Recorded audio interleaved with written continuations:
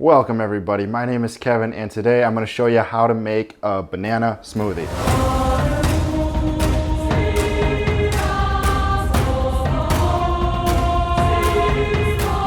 The difference between all other banana smoothies and this banana smoothie is that this one actually tastes good. Let's get the ball rolling. We're going to start with 5 to 8 ice cubes. So I happened to forget to actually make ice today, so I just put this water in the fridge a little bit ago. As you can see, this ice is still a little wet. I did have 3 left over from the last batch, so we're gonna use those.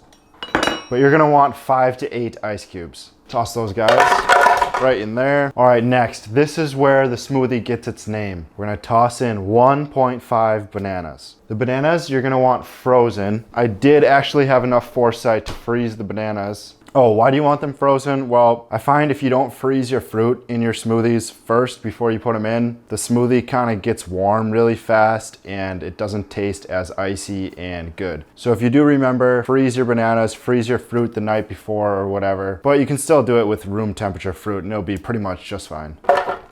Put the bananas in. Next, we're gonna put in half an orange. I already have half right here, and then just take the peel off.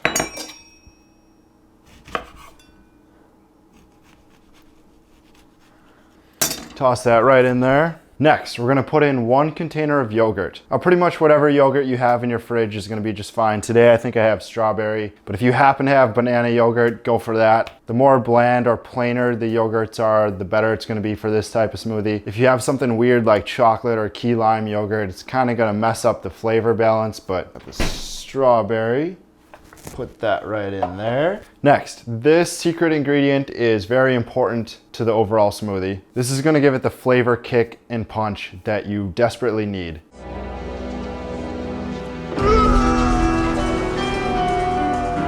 And of course, what I'm talking about is ice cream. Again, you're gonna wanna use vanilla ice cream. Do at least 3 scoops, 3 to 4 scoops of ice cream. 3. And our final ingredient is, can you guess? Orange juice. Right about here is where the top is. You're gonna wanna fill that up no more than 1/4 of the way up. Any more than that in your smoothie is gonna be too watery. You can always add more, but obviously you can't subtract, so use it sparingly at the beginning. Like even that amount is probably gonna be good. All right, only one thing left to do.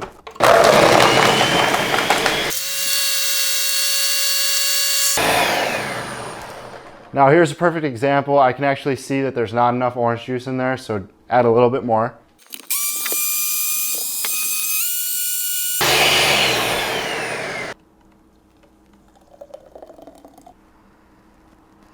There you have it, the perfect banana smoothie. Could life be any better? That's all for now. I'll come back next week when we're making deep fried guacamole, and I will see you guys later.